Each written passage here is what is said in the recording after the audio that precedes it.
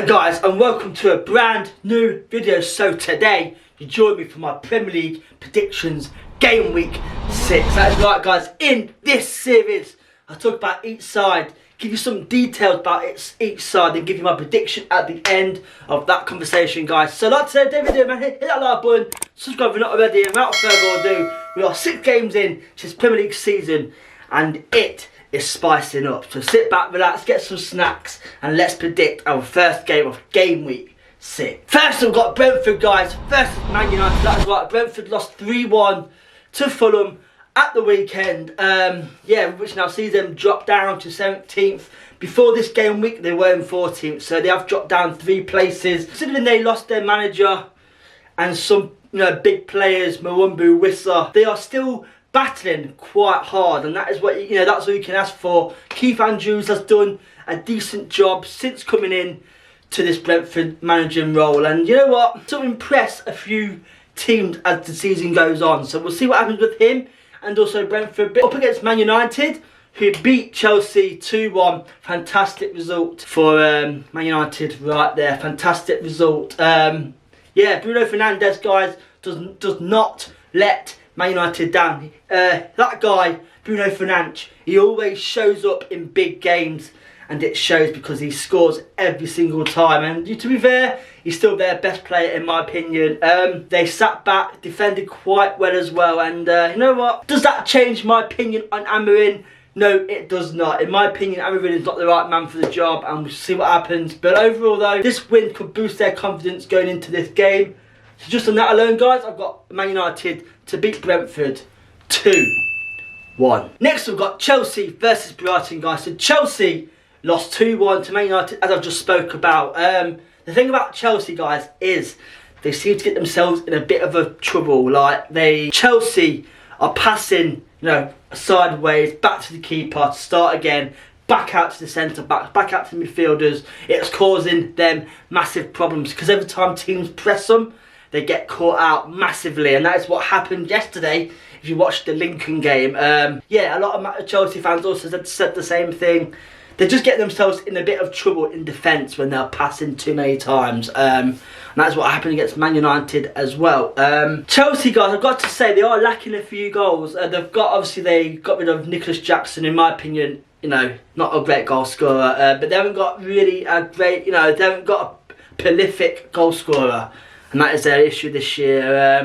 And also signing all these players, it has unsettled some players. And we'll see what happens guys. But Chelsea need to sort of adapt their game a little bit because teams are going to press them once they know what they are doing. They're up against Brighton, who drew 2-2 with Spurs. Overall, a decent result. A point to Spurs, a decent result. In the last 5 games, they've got 5 points. So not a great start for Brighton, but they are still picking up points.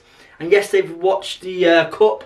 They beat Barnsley 6-0, and they looked pretty solid, but again, that is a Barnsley. But these wins, guys, all add up. They make players confident. They make players happy to be there, and that is only going to benefit them going into this game. I got this game to end as a 1-1 draw. Next up, guys, this game could be game of the weekend. It is Crystal Palace versus Liverpool. That is right guys, Palace beat West Ham 2-1. Fantastic result right there. Because of that, they now sit in 5th place, only 6 points behind Liverpool. So you know what guys, Palace are right now unbeaten in 17 games. Unbeaten by the way. So Glasner has done super well for Palace. I thought Palace might lose a bit of confidence losing Eze, but they've just got better and better. Like I say, 17 games unbeaten. Mateta is scoring goals again, sitting 5th place, only 6 points behind leaders Liverpool. What more can you ask for? So fair play to Palace and also Glasner. They're up against Liverpool, beat their Merseyside rivals Everton 2-1. Good win for Liverpool. This time they did not leave it late to get the winner. They scored quite earlier on, and Liverpool are the only side in the league to win all 5 games. So Liverpool on a bit of a streak right now. But this game, guys, will be a good game because Palace, man, can give them a fantastic game. And Liverpool, the same sort of thing I said last week to you. They are conceding goals because their midfield to their back line is a massive gap in between the defence and midfield, and that is what's causing them a few goals this season. But I think, guys, Palace will do well either way, so that is why, guys, I've got this game to end as a fantastic 2-2 draw game of the weekend for me. Leeds versus Bournemouth, guys. Leeds beat Wolves 3-1, which now sees them sit in 12th place on 7 points in their first 5 games. So Leeds, guys, have had a decent start to the season. They've put Carl Darlow in goal, who last Premier League game he had a bit of a shocker. But this time, guys, he looks a decent prime Buffon. He looked quite a good guy. So maybe now Carl Darlow can stay between the sticks. Guys, Carl Darlow is, is a bit underrated. Like, he doesn't play many games, but he's, very good goalkeeper, and I think Leeds now have realised that as well. So far, so good for Leeds. We'll see what happens with them. They're against Bournemouth, who sit in 4th place and are yet again having a fantastic Premier League season. That is why they sit in 4th place, man, on 10 points. The Bournemouth guys are the ones that have shocked me the most. They've lost so many players. So, they've literally lost so many players, and they're still battling in a top 4 spot as of right now. So, fair play to Bournemouth right there. In my opinion, guys, Bournemouth will just beat Leeds. That is why I got Bournemouth to beat Leeds 2-1. Next up, guys, we've got Man City versus Burnley. Man City drew 1-1 with Arsenal. And that game was such a strange game to watch, because I'm not used to watching Man City just defend for the whole 30 minutes of the second half. They literally took off all their attackers and brought on like 4 defenders. So guys, in the end, I seen a stat where they were playing like 9-1 on the pitch. Like, all their players were back. And I'm so surprised they conceded, because they had so many players defending. But that's the thing, guys. If you defend too long for the games, there's only so much defending you can do until you start to open up. And that is what that's what Arsenal did, guys. They found that space over the top and put it over and dinked Donnarumma, one of the best keepers in the world. So great point for Arsenal in the end. But in my opinion, Pep, I don't know what Pep was doing, playing 9 defenders, but I'm not manager of Man City, he is. Anyway, guys, they're up against Burnley, who for me have been a bit of a surprise package. They drew their last game to Nottingham Forest. Overall, fantastic result for Burnley right there. You know what, guys, Burnley are competing. I didn't think Burnley would get any points, but they have. They've got 4 points and they're sitting in 16th place. And I've got to say, Scott Parker's done a magnificent job already for Burnley. And you can see the style he wants to play. It is working. And fair play to Burnley. They've got they've got the weakest side in the Premier League this year, but they are still doing pretty decent. But guys, just on that alone though, I've got Man City to beat Burnley 2-0. Forest versus Sunderland. Forest, man, are still denied a win under Ange Postecoglou. They drew 1-1 with Burnley. So yeah, Ange Postecoglou is still waiting for a win in his Forest managing career, and I've got to say, Forest, man, they took a bit of a step back since he's took charge, and they are playing tonight in the Europa League, so we shall see what happens with them tonight. But overall, guys, it hasn't been a great season for Forest as of yet. Forest sitting 15th place, and that is quite low for them considering how good they did last season. So still early days, guys. Forest will come back, sitting 15th place. It's a bit of a step back for them. They're up against Sunderland, who drew 1-1 with Aston Villa, and they sit in a massive 7th place. Sunderland, guys, have been the impressive ones for me this year. The first 5 games, they've got 8 points, and I've got to say, guys, Sunderland are a team that always struggle to stay up. But all these players they have signed this year, they are looking a decent side. Obviously, Granit Xhaka is running the strings for them. They've got a good side, and Sunderland, man, they could be saved this year. I did put them down to get relegated in my Premier League prediction table, but they keep doing what they're doing. They should be fine, guys. So yeah, overall, I'm pretty impressed with Sunderland. Got this game to end as a 1-1 draw. Next, we've got Tottenham versus Wolves, guys. So Tottenham drew 2-2. With Brighton, overall at a fairly decent point. Spurs do sit in 3rd place, 5 points behind leaders Liverpool. So, considering it's Thomas Frank's first managing season for Spurs, he has kicked off a good start in the first 5 games, 10 points.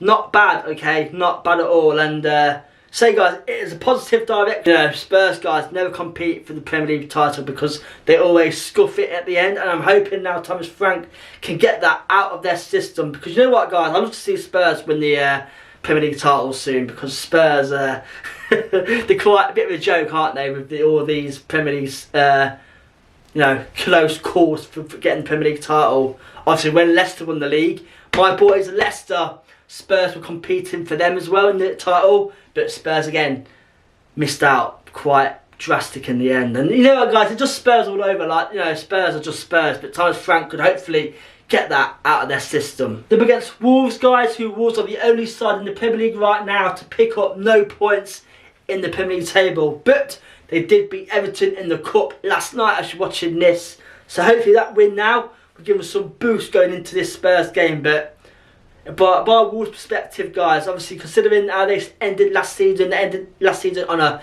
massive high, considering how far low they were in the table. You know, I thought Wolves would come out this year and, you know, do quite well, but they've picked up no points in their first 5 games. You have Spurs to beat Wolves a massive 3-1. Next we've got Aston Villa versus Fulham. Aston Villa again drew 1-1, and I've got to say, guys, they are lacking goals. Lacking goals, okay. They're playing tonight in the Europa League, and in my opinion, they aren't ready for this. But yeah, guys, Villa sitting 18th place on only 3 points, okay.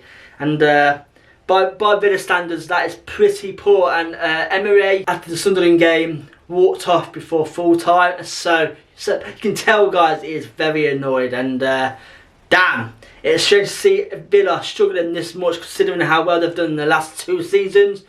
But this game, guys, will not be any easier because they're up against Fulham, who have won their last 2 games. That is right, Fulham sitting 8th place right now, and they are massive confidence boost right now. And in my opinion, Fulham could do these over big time. And Fulham, guys, you know, they only signed 1 player in the transfer window, and that was Kevin, who I spoke about him last week. You know, it sort of reminds me of the prime Fabinho for Man City. They get him playing to his best.